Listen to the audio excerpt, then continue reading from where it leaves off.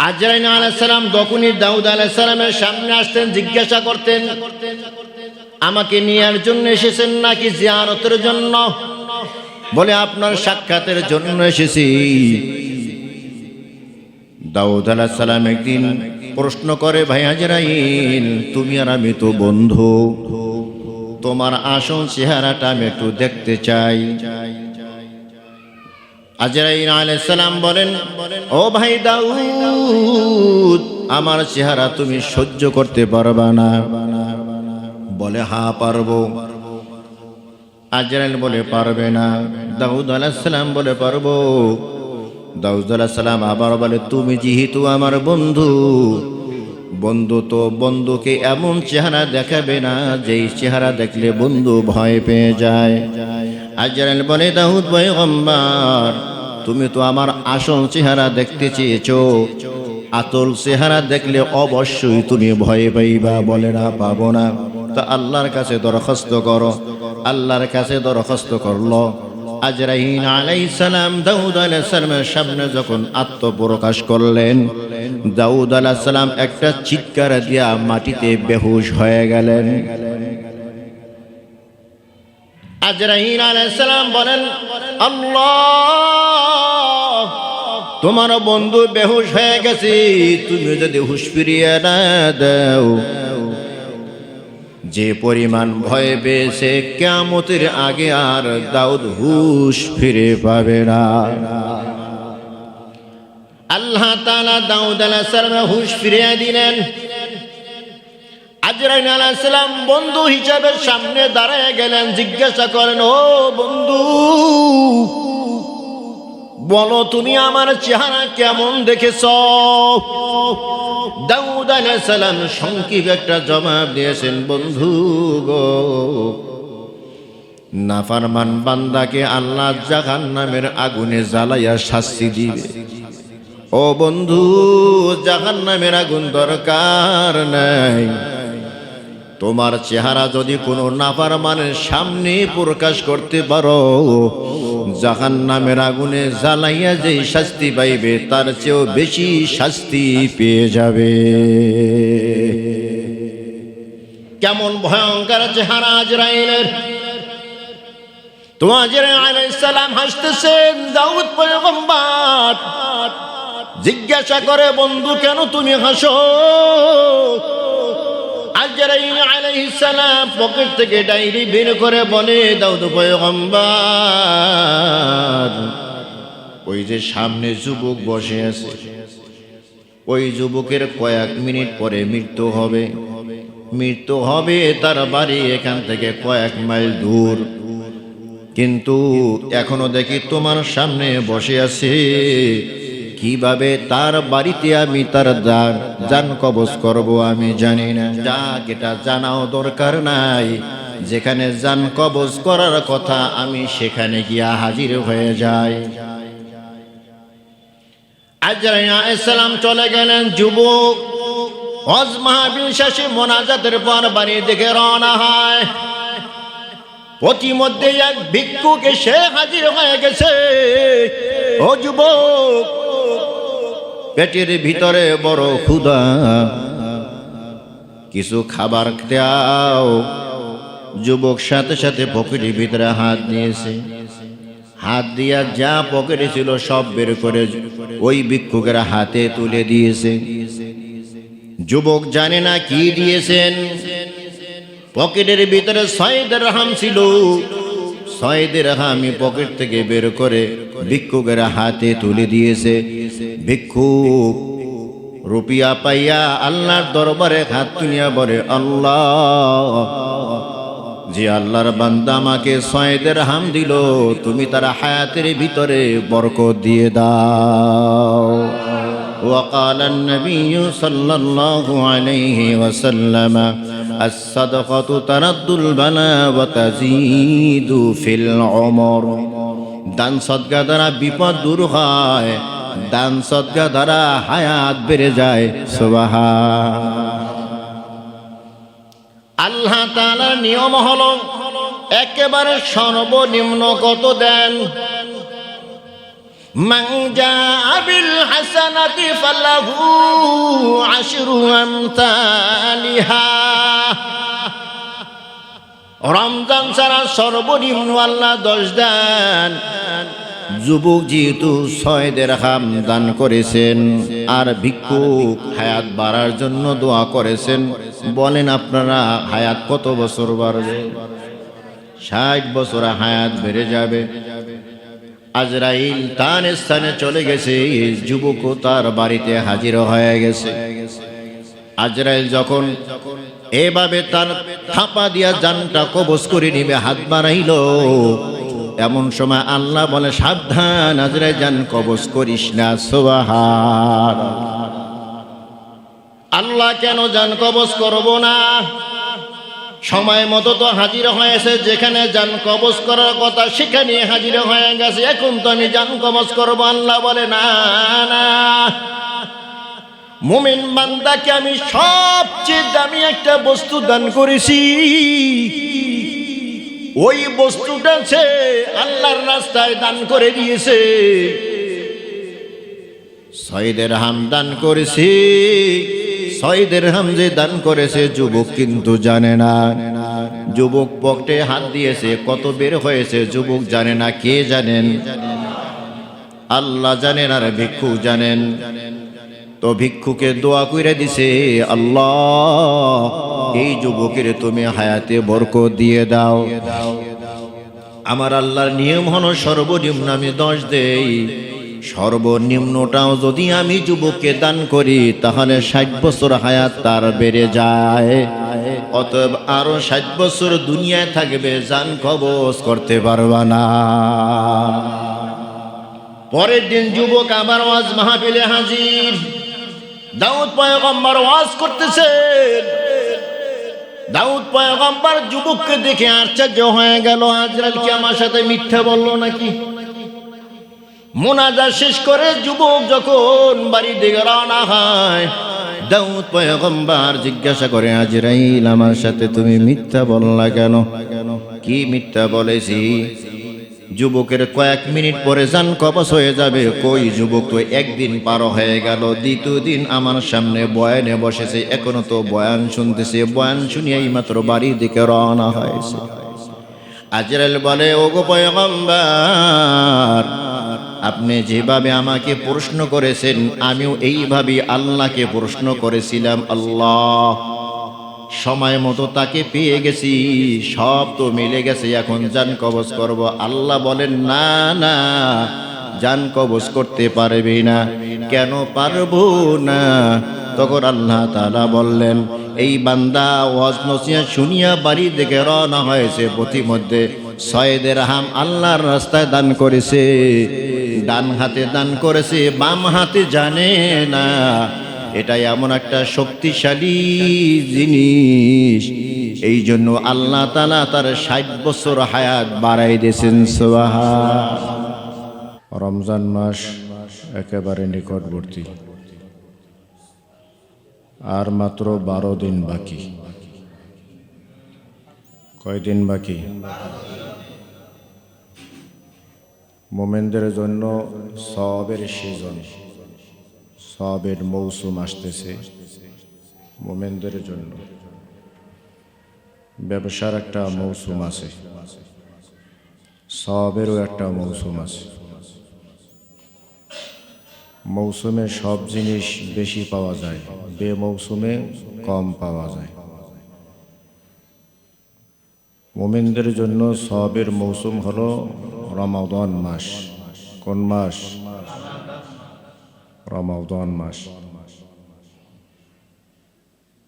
ব্যবসায়ীরা ব্যবসা করার জন্য পূর্ব প্রস্তুতি নেয়। যার প্রস্তুতি বেশি সুন্দর হয় তার ওই কাজ তত সুন্দর হয়। যদি ঘোষণা করা হয় যে আগামী 12 দিন পরে স্বর্ণের মূল্য বড়িতে 1 লাখ টাকা বেড়ে যাবে, বলেন যারা স্বর্ণ ব্যবসায়ী এদের ঘুম থাকবো নি? এরা শুধু গুনতে থাকবে 12 দিন, একদিন গেছে 11 দিন, আর একদিন গেছে 10 দিন, মানে ওই 12 দিন শেষ হয় না কেন পরেশান হয়ে যাবে। কারণ এই 12 দিন পার হইলেই সে প্রতি বড়িতে বেশি পাবে কত?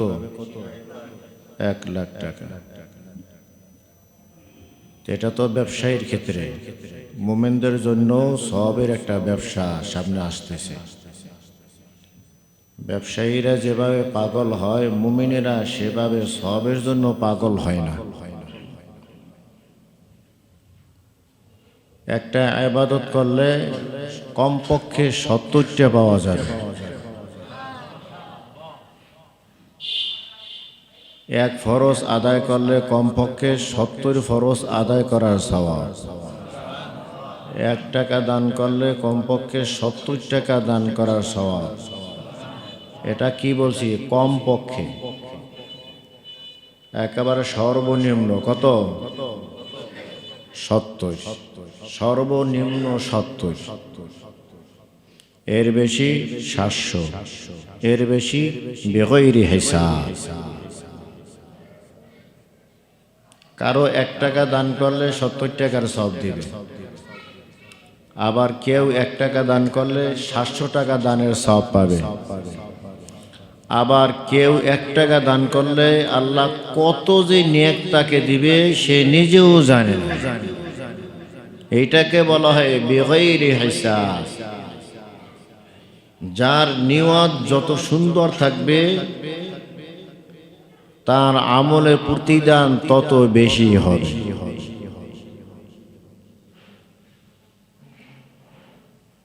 আমাদের আমলে প্রতিদান তো আমরা নষ্ট করে দিই। কারো একটু উপকার করতে পারলে এটা এলাকায় হাইটে হাইটে ঘুরে ঘুরে বেড়ায়, এইবার বলে অমুকের এই করছে। আছে না?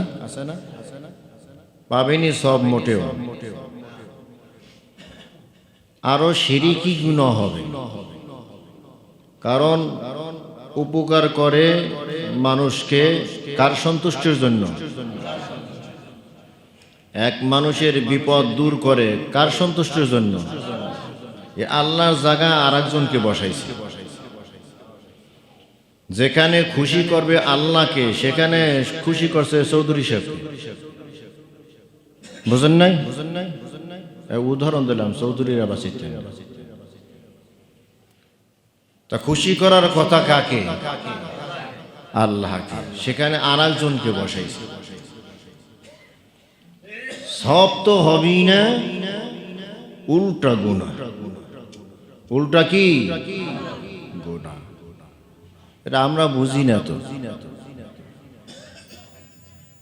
হাদিসের ভিতর আছে ডান হাতে দান করবে, বাম হাতে যেন না জানে। ডান হাতে দান করবে, বাম হাতে যেন না জানে।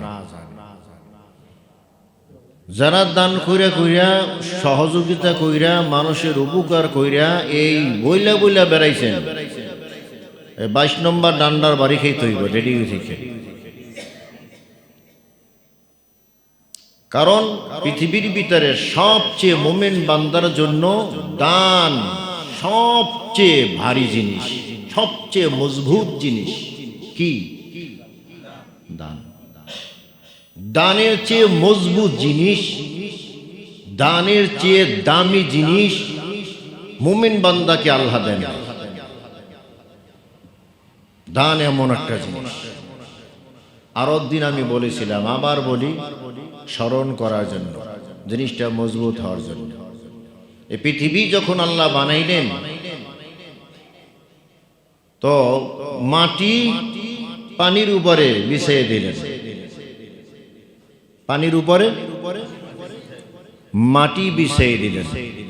পানির উপরে মাটি যখন বিছিয়ে দিল তো মাটি টলমল করতেছে। টলমল বোঝেন তো? নড়াচড়া করতেছে।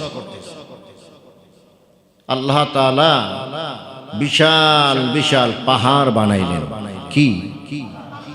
পাহাড় বানাইলেন। ওয়াল জিবালা আওতাদা, এই পাহাড় বানাইয়া মাটিকে পেরেক মারিয়ে দিলেন। কি মারিয়ে দিলেন? পেরাক মারি দেয়। পাহাড় হইল জমিনের পেরাক, এই জন্য পাহাড় কাটা কিন্তু নিষেধ হাদিসে। পাহাড় কি কাটা নিষেধ, জমিনের পেরাক পাহাড়। তো ফেরেশতারা যখন দেখলে যে বিশাল পাহাড় বানাইছে, তো পাহাড় তো অনেক শক্তিশালী, অনেক বড় পাহাড়। আমাদের দেশের পাহাড় তো মাটির পাহাড়, আর আরব দেশের পাহাড় হলো পাথরের পাহাড়। এমনও এক একটা পাহাড় আছে যেই পাহাড়টা একটা পাথর দ্বারা গঠিত। সুবহানাল্লাহ। কয়টা পাথর? এক পাথরে এক পাহাড়। সুবহানাল্লাহ। এই পাহাড় যখন বানাইছেন তো ফেরেশতারা আশ্চর্য হয়ে গেছে, এত বড় বিশাল শক্তিশালী জিনিস আল্লাহ তুমি বানাইলা। তো আল্লাহ, এই পাহাড়ের চেয়েও শক্তিশালী জিনিস আসেনি? আল্লাহ বলে আছে। কি আছে? লোহা আছে। কি? লোহা আছে। সৌদি আরবে হেরেমের পরিধি বাড়ানোর জন্য পাথরের পাহাড় কাটে। কি দিয়া কাটে? লোহা দিয়া কাটে। কি দিয়া কাটে? এত বিশাল শক্তিশালী পাহাড়, সেই পাহাড়কে কাটে কি দিয়া? এখন পাহাড়ের শক্তি বেশি না লোহার শক্তি বেশি? লোহার শক্তি বেশি। ফেরেশতারা জিজ্ঞাসা করে, আল্লাহ, এই লোহার চেয়েও শক্তিশালী কোনো জিনিস আসেনি? বলে হ্যাঁ আছে। কি আছে? বলে আগুন। কি আছে? এই শক্তিশালী লোহা, যেই লোহা দিয়া পাহাড় কাটে, এই শক্তিশালী লোহাকে আগুন জ্বালাইয়া পানি বানাই দিতে পারে। তাহলে লোহার চেয়ে শক্তিশালী কি? আগুন। আল্লাহ, আগুনের চেয়ে শক্তিশালী জিনিস আসেনি? বলে হ্যাঁ আছে। কি? পানি। কি? ধাউ ধাউ করে আগুন জ্বলতেছে, পানি ছেড়ে দেন, আগুন নিভে যান। তো ফেরেশতারা আবার প্রশ্ন করে, পানির চেয়ে শক্তিশালী কোনো জিনিস আসেনি? বলে আছে। কি? বাতাস। কি? বাতাস। এক এলাকার পানি উড়াইয়া আর এক এলাকায় নিয়ে যায়। তো বাতাসের অনেক শক্তি। ফেরেশতারা আবার প্রশ্ন করে, আল্লাহ, এই বাতাসের চেয়েও শক্তিশালী কোনো জিনিস আসেনি? বলে হ্যাঁ আছে। এটা বলা যাবে না, এটা আমি আমার মুমিন বান্দাকে দান করেছি। কাকে দান করেছি? বেঈমানকে না। কাকে? মুমিনকে দান করেছি। এই বাতাসের চেয়েও শক্তিশালী একটা জিনিস আমি এটা মুমিনকে দান করেছি। কি সেটা? বলে না বলা যায় না। আল্লাহ বলেন কি সেই জিনিসটা? কয় সেই জিনিসটা হলো ইখলাসের সাথে দান। কি? কি? কেমন দান? যে ডান হাতে দান করেছে, বাম হাতে খবর নাই। ডান হাতে দান করেছে, বাম হাতের খবর নাই। কত দিছে, কত টাকা দিছে, কি দিছে বলতে পারে না। সুবহানাল্লাহ কান। এটা হলো দান। আর এটা হলো পৃথিবীর সবচেয়ে শক্তিশালী জিনিস। কেমন শক্তিশালী জিনিস? বাঁচতে তো সবাই চায়। হ্যাঁ, যার 150 বছর বয়স হয়েছে, বেকা হয়ে গেছে, কুচ বের হয়ে গেছে, লাঠি ভর দিয়ে হাঁটে, তাকেও যদি বলেন দাদা আর কয়দিন বাঁচতে চান, অমুক নাতিটা নাতির বউর দেখলি আমার মনের শখটা মিটে যেত। তো নাতি তো এখনো ছোট, আরো 20 বছর জন্য আল্লাহ আমারে বাঁচায়। হ্যাঁ, আবার ওই 20 বছর পার হোক, দেখবেন আবার কি। মরতে চায়নি কেউ, কেউ মরতে চায় না। মরণকে সবাই ভয় করে। ভয় করে কি না? তবে যারা কামিল মুমিন তারা মৃত্যুকে কখনো ভয় করে না। যারা কামিল মুমিন তারা মৃত্যুকে আলিঙ্গন করতে চায়। সুবহানাল্লাহ। মৃত্যু আপনার আমার শত্রু না, এটা বন্ধু। মৃত্যু বন্ধু, শত্রু না। শত্রু কেন ভাবি? মৃত্যুকে বন্ধু বানাইতে পারি না। মৃত্যুকে বন্ধু বানাইতে পারি নাই, এই জন্য আমরা শত্রু ভাবি মৃত্যুকে, মরতে চাই না। আর দুনিয়ার নাজ নিয়ামত বেশি না আখিরাতেরটা বেশি? হ্যাঁ, আখিরাতটা কত এর হিসাব নাই, কি নাই হিসাব নাই। বাবায় এক চিল্লায় যাবে, এক চিল্লায় 40 দিন হয়, চিল্লায় যাবে। এখন এক চিল্লায় যাইতে হলে এই 40 দিনের যা খাবার দাবার লাগবে কাঁচা বাজার ছাড়া সব করে দিয়ে যেতে হবে না? তো ছোট ছেলে তাকে নিয়ে গেছে, চল এক বস্তা চাউল কিনে আনি, তরি তরকারি সব কিনে আনি, এটা দিয়ে এবার আমি চিল্লায় যাব। তো বাবাই গেছে চাউলের দোকানের সামনে, বিরাট আড়ত, আড়ত বোঝেন তো, চাউলের আড়তে গেছে। তখন বাবা এই চাউলের আড়তে যাবে আর ছেলে পিছন দিয়ে হাত ধরে টানে। কেন টানে? কিরে বাবা, চাউল তো কম। চাউল কম মানে আড়তদারেরা টেবিলের সামনে একটা টেবিল নিয়ে বসে, আড়তের সামনে একটা টেবিল নিয়ে বসে, এক মুঠ চাউল রাখে। কয় মুঠ? এক মুঠ।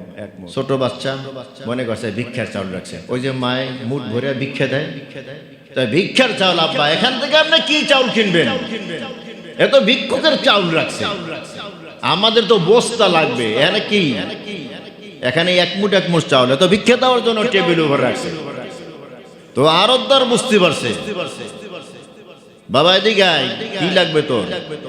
চাউল লাগবে। আপনি তো ওই খয়রাত দেওয়ার জন্য চাউল রাখছেন, এই চাউলও তো হবে না, আমাদের বস্তা লাগবে। আরতদার বলে, টেবিলের সামনে স্যাম্পল রাখছি। কি রাখছি? স্যাম্পল রাখছি। চাউল এখান থেকে পছন্দ করবি, যেই চাউলটা পছন্দ করবি, কত শত বস্তা তোর লাগবে আমার পিছনে আছে। সুবহানাল্লাহ। এখানে কি রাখছি? এক মুঠ পাইজাম চাউল রাখছি, এখানে রাখছি এক মুঠ পাইজাম চাউল। তুই যদি 1000 বস্তা নিতে চাও পাইজাম চাউল, আমার 1000 বস্তা পিছনে গোডাউন আছে। সামনে রাখছে কি? সামনে রাখছে কি?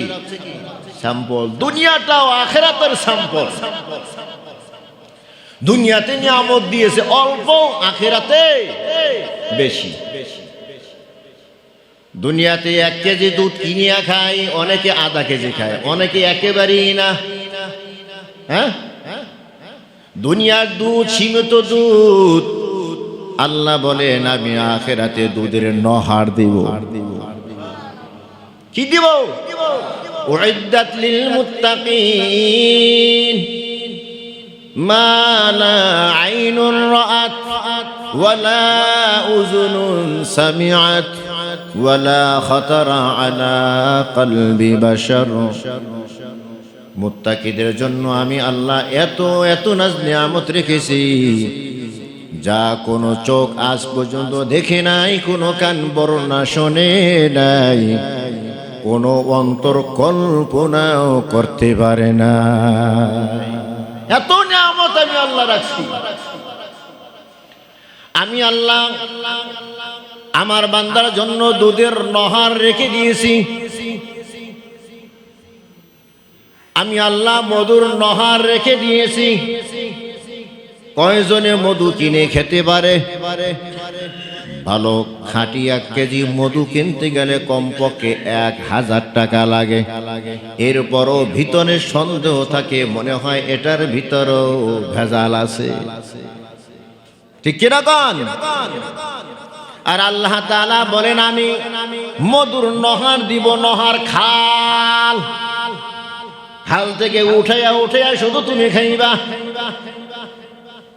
যত পানো তত খাইবা, খাল থেকে উঠে খাইতে থাকবা। কখনো তোমার মধু কমবে না, কখনো দুধ কমবে না, কখনো তোমার পানি নষ্ট হবে না, পানির লোনায় ধরবে না।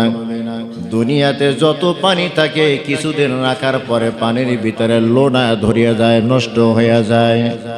কিন্তু জান্নাতের পানি কখনো নয় ধরবে না, জান্নাতের পানি কখনো নষ্ট হবে না, জান্নাতের দুধ কখনো নষ্ট হবে না। দুনিয়ার দুধ সকালবেলা যদি দুধ রেখে দেওয়া হয় আর বিকালবেলা যদি জাল দেয়, বিকালবেলা দুধ জাল দিতে গিয়া দেখে দুধ ফেটে গেছে, ছানা হয়ে গেছে, দুধ আর খেতে পারে না। কিন্তু জান্নাতি দুধ কখনো নষ্ট হবে না। আল্লাহ বলেন, আমি দুনিয়াতে যে নাজ নিয়ামত দিয়েছি আখিরাতেও ওই নাজ নিয়ামতই দিব। তবে দুনিয়াতের নাজ নিয়ামত হইল স্বল্প, আর আখিরাতের নাজ নিয়ামত হইল অগণিত। দুনিয়া বান্দা তোকে আমি আম খাওয়াই, জান্নাতেও আম খাওয়াবো। দুনিয়ার আমের ভিতরে দুইটা স্বাদ, এক আমের ভিতরে কয় স্বাদ? এক আমের ভিতরে দুইটা স্বাদ। কাঁচা থাকলে এক স্বাদ, পেকে গেলে আর এক স্বাদ। আর আমি যে তোকে জান্নাতি আম খাওয়াইব রে বান্দা, একটা আমের ভিতরে কমপক্ষে 70 রকমের স্বাদ পাবি। সুবহান। এ হলো জান্নাতের নিয়ামত। বলতেছিলাম ফেরেশতারা জিজ্ঞাসা করে, আল্লাহ বাতাসের চেয়েও কি শক্তিশালী জিনিস? আল্লাহ বলেন, বাতাসের চেয়েও শক্তিশালী জিনিস হলো যেটা আমি মুমিন বান্দাকে দান করেছি, ওইটা হলো ইখলাস ওয়ালা দান। ডান হাতে দান করবে, বাম হাতের খবর রাখবে না।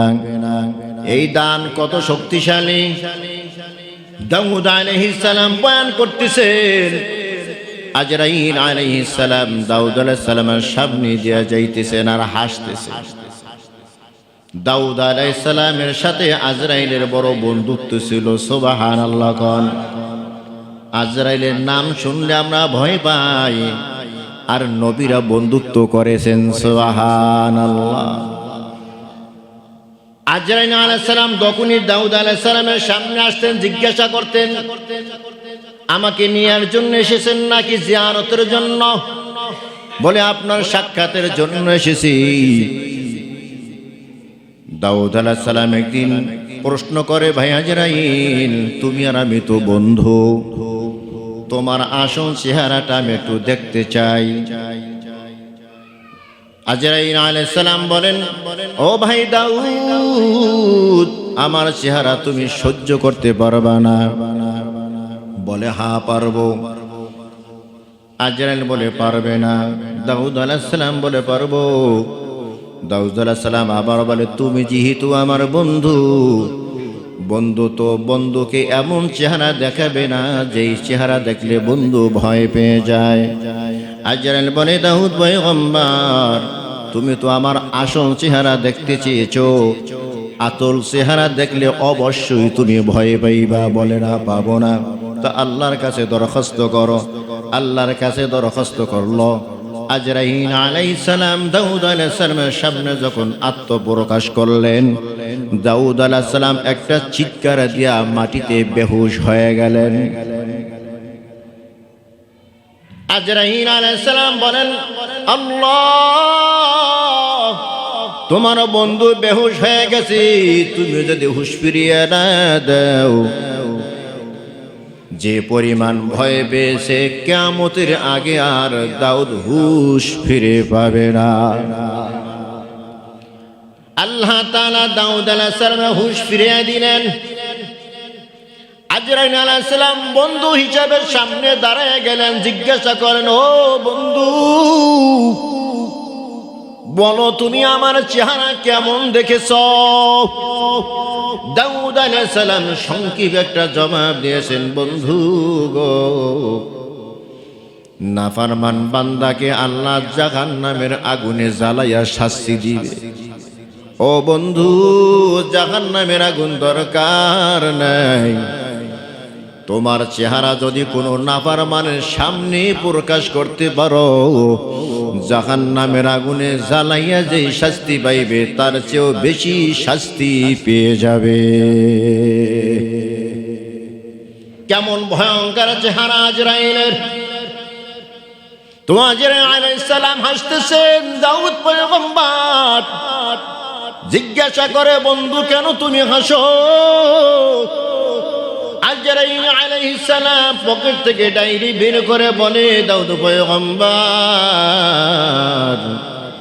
ওই যে সামনে যুবক বসে আছে, ওই যুবকের কয়েক মিনিট পরে মৃত্যু হবে। মৃত্যু হবে, তার বাড়ি এখান থেকে কয়েক মাইল দূর, কিন্তু এখনো দেখি তোমার সামনে বসে আছে।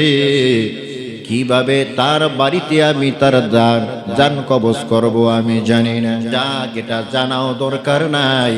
যেখানে জান কবজ করার কথা আমি সেখানে গিয়া হাজির হয়ে যাই। আজরাইল আলাইহিস সালাম চলে গেলেন। যুবক হজ মাহফিল শেষে মোনাজাতের পর বাড়ির দিকে রওনা হয়। প্রতিমধ্যে এক ভিক্ষুক এসে হাজির হয়ে গেছে। ও যুবক, পেটের ভিতরে বড় ক্ষুধা, কিছু খাবার দাও। যুবক সাথে সাথে পকেটের ভিতরে হাত দিয়েছে। হাত দিয়া যা পকেটে ছিল সব বের করে ওই ভিক্ষুকের হাতে তুলে দিয়েছে। যুবক জানে না কি দিয়েছেন। পকেটের ভিতরে 6 দিরহাম ছিল। 6 দিরহামই পকেট থেকে বের করে ভিক্ষুকের হাতে তুলে দিয়েছে। ভিক্ষুক রুপিয়া পাইয়া আল্লাহর দরবারে হাত তুলিয়া বলে, আল্লাহ, যে আল্লাহর বান্দা আমাকে 6 দিরহাম দিল, তুমি তার হায়াতের ভিতরে বরকত দিয়ে দাও।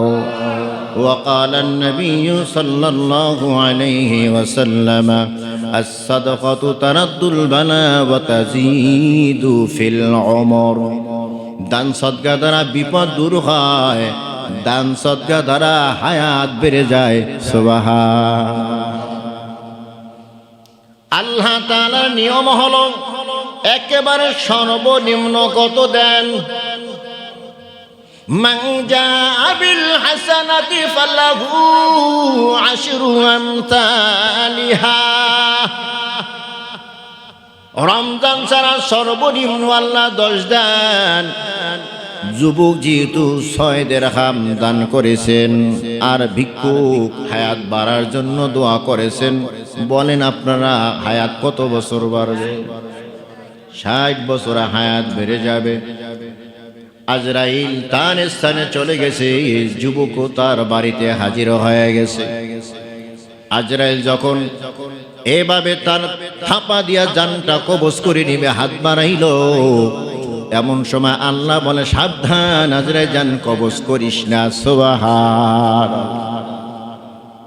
আল্লাহ কেন জান কবজ করব না? সময় মতো তো হাজির হয়েছে, যেখানে জান কবজ করার কথা সেখানে হাজির হয়ে গেছে, এখন তো আমি জান কবজ করব। আল্লাহ বলে, না না, মুমিন বান্দাকে আমি সবচেয়ে দামি একটা বস্তু দান করেছি। ওই বস্তুটা সে আল্লাহর রাস্তায় দান করে দিয়েছে। 6 দিরহাম দান করেছি। 6 দিরহাম যে দান করেছে যুবক কিন্তু জানে না। যুবক পকেটে হাত দিয়েছে, কত বের হয়েছে যুবক জানে না। কে জানেন? আল্লাহ জানেন আর ভিক্ষু জানেন। তো ভিক্ষুকে দোয়া কইরা দিছে, আল্লাহ, এই যুবকের তুমি হায়াতে বরকত দিয়ে দাও। আমার আল্লাহর নিয়ম হলো সর্বনিম্ন আমি 10 দেই।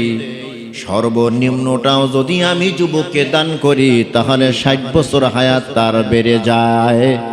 অতএব আরো 60 বছর দুনিয়ায় থাকবে, জান কবজ করতে পারবা না। পরের দিন যুবক আবার ওয়াজ মাহফিলে হাজির। দাউদ পয়গম্বর ওয়াজ করতেছেন।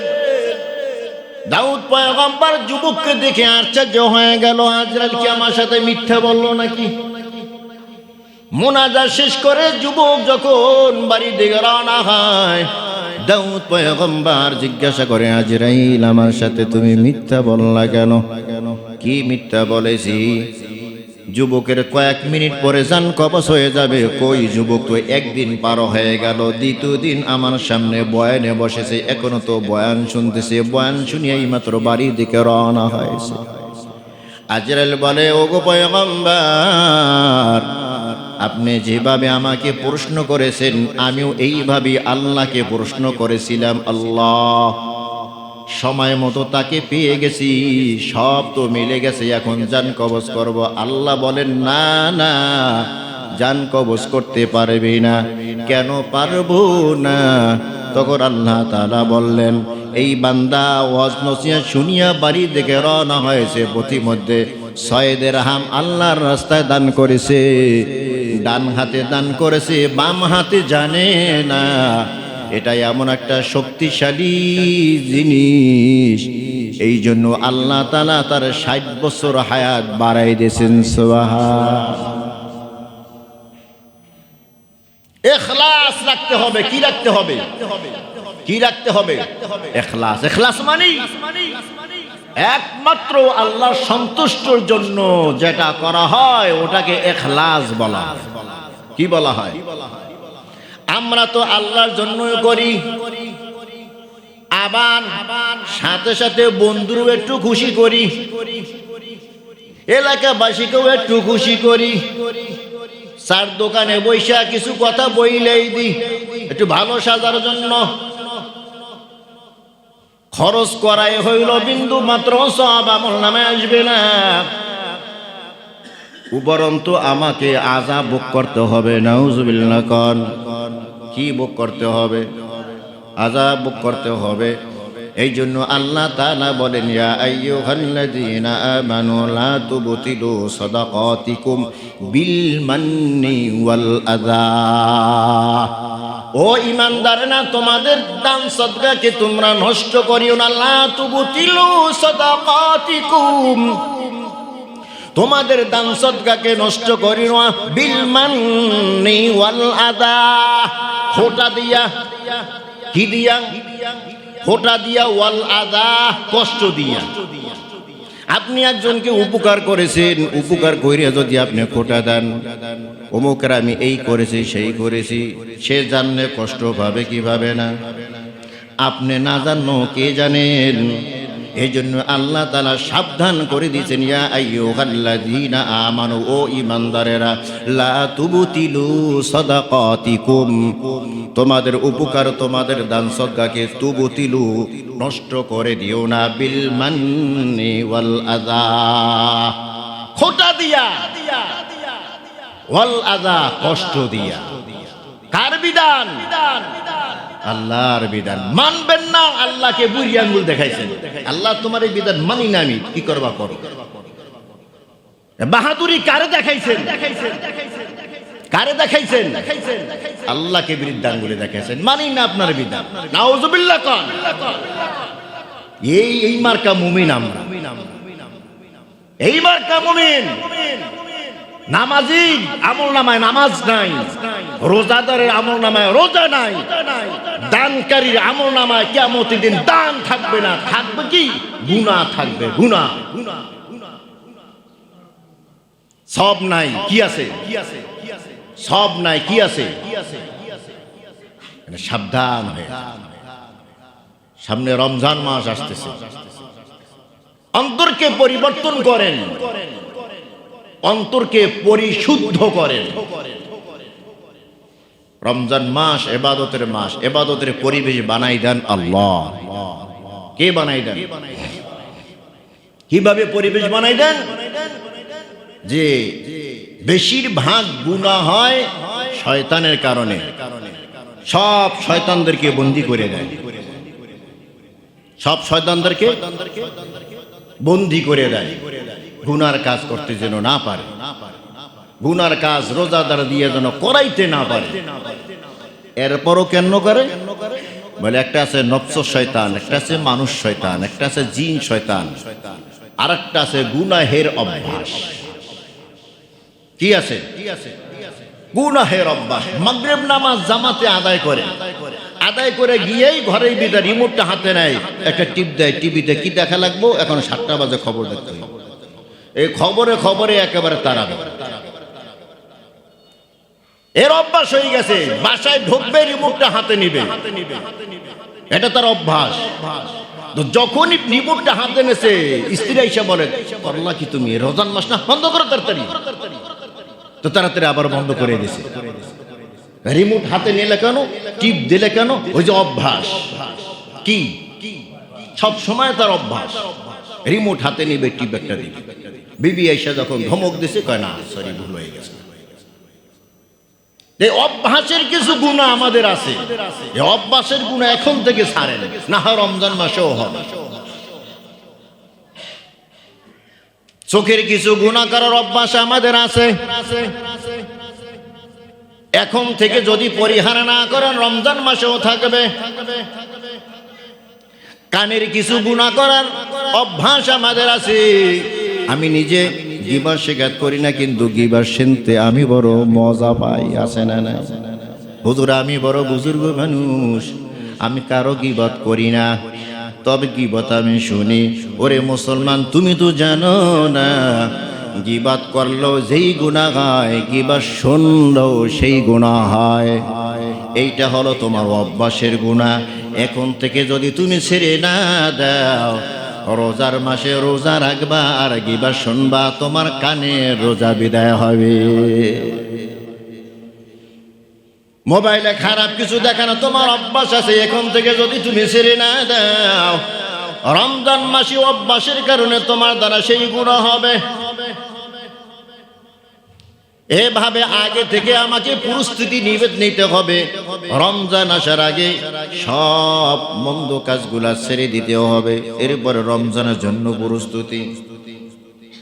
কোরআন শরীফ পড়তে জানি না, চেষ্টা করতে থাকি, চেষ্টা করে ব্যর্থ হয়ে যায়। গত জুমায় বলেছিলাম সূরা ফাতিহা বারবার পড়েন, ইখলাস বারবার পড়েন। ইখলাস কোরআনের অংশ, ফাতিহা কোরআনের অংশ। ইখলাস আর কোরআন ফাতিহা পড়লো কোরআন তেলাওয়াতের সব হয়ে যায়। সুবহান। কেউ তো আছে সুর দিয়া মাথা ঝুলায়, খালি এক আছে সুর আর এক আছে মাথা ঝুলানি, নাই?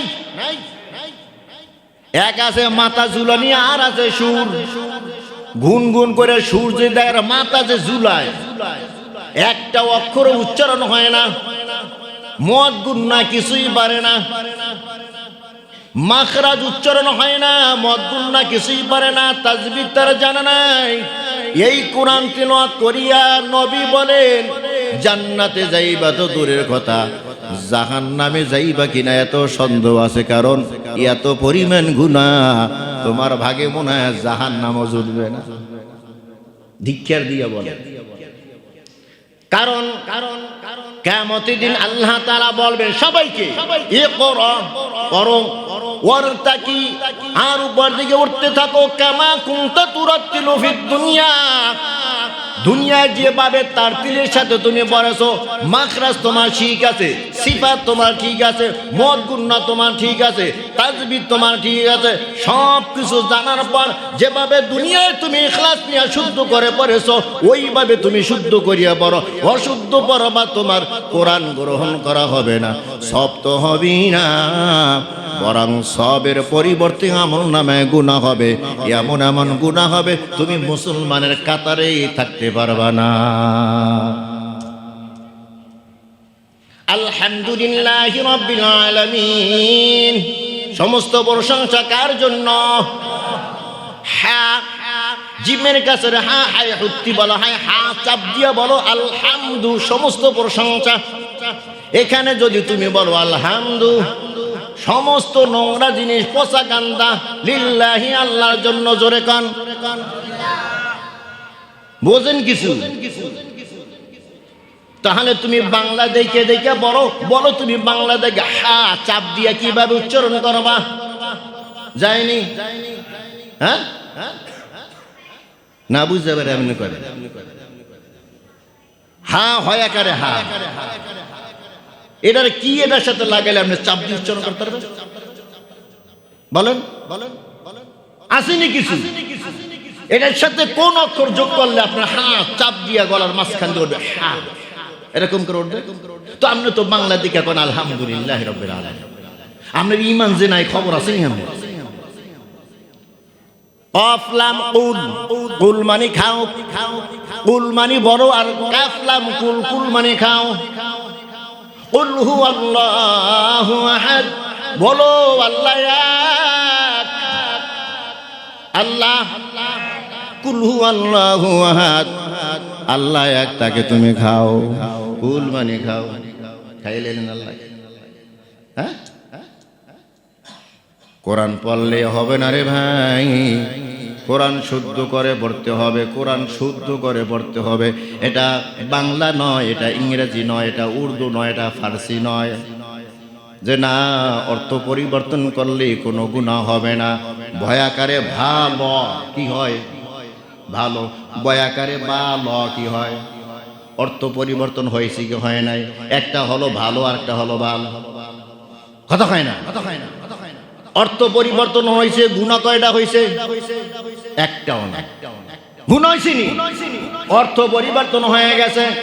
কিন্তু আরবি এমন নয়, অর্থ পরিবর্তন হওয়ার সাথে সাথে ঈমানও চলিয়া যায়। হুজুর পারি না এখন আর পড়ব না, এই পড়ব না তো আখিরাতে চলবে না। আমার রসুল তোমার বিরুদ্ধে আখিরাতে মামলা দায়ের করবে, যে রসুল তোমাকে সুপারিশ করিয়া জান্নাতের মেহমান বানাইবে। ওই রসুল বলবে, আল্লাহ এই কোরআনের বিধান কায়েম করার জন্য উহুদের ময়দানে দান দান মোবারক শহীদ করেছি, হেলমেট ভেঙ্গে আমার মাথার ভিতরে ঢুকে গেছে, বেহুশ হয়ে পড়ে গেছি। এই কোরআনের বিধান কায়েম করার জন্য বদরের যুদ্ধে বালতি ভরা রক্ত আমার শরীর থেকে ঝরেছে। তাইফের ময়দানে একবার নয়, দুইবার নয়, চারবার আমি বেহুশ হয়ে পড়ে গেছি। ওয়াকালার রাসূলু ইয়া রাব্বি ইন্না কওমি ইত্তাখাযু হাযাল কুরআনা মাহজুরা।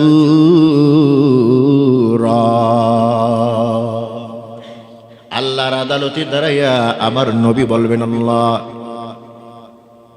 ইয়া কওমি وقال الرسول يا قوم إن قوم اتخذوا هذا القرآن مهجورا। আল্লাহ এরা আমার কওম, এরা আমার উম্মত, هذا القرآن مهجورا, এই কোরআনকে তারা পরিত্যক্ত মনে করেছিল। নাউজুবিল্লাহ কোন, এই কোরআনকে বাসায় তাকের উপরে ফালায় রাখছে, তেলাওয়াত করে নাই, কোরআনকে সাফ করে নাই, পরিষ্কারও করে নাই, কোরআনকে মুহাব্বত করে নাই, তার বিরুদ্ধে আমার মামলা। নবীজি যদি কোনো উম্মতের বিরুদ্ধে মামলা দেয়, বাঁচার উপায় আসেনি।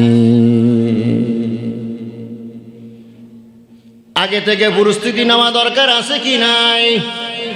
রমজানের মাস হলো কোরআনের মাস। কোন মাস? রমজানের মাসকে কোন মাস বলা হয়? এর নাম কে রেখেছেন?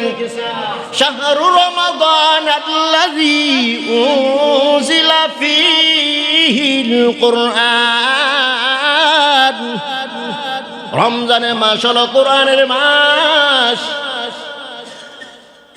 অতএব কোরআন নাজিলের মাসের ভিতরে কোরআন বেশি বেশি তেলাওয়াত করা দরকার আছে কি নাই? আর কোরআন তেলাওয়াত যদি করতে চাও তাহলে কোরআনকে সহি শুদ্ধ করা দরকার আছে কি নাই? নামাজ পড়ে আবার মিথ্যা বলে, নামাজ পড়ে আবার চুরি করে, নামাজ পড়ে সুদ খায়, নামাজ পড়ে ঘুষ খায়, নামাজ পড়ে জিনাবে বিচার করে। কেন করে? নামাজ তো নামাজিকে সব ধরনের পাপাচার থেকে বিরত রাখে। নামাজ পড়ে গিবত শিকায়ত করে, নামাজ পড়ে চুগলখুরি করে। আছে না নাই? চুগলখোর বোঝেন? ওর কথা গিয়া ওর কাছে লাগাই দেয়। নাই নাই এমাজ্ঞা মার্কা স্বভাব। একজনের কথা গিয়া আরেকজনের কাছে লাগায়, এটাকে চুগলখোর বলা হয়। আর এই চুগলখোরের জন্য আল্লাহর জান্নাত হারাম। কি হারাম? আল্লাহর জান্নাত হারাম।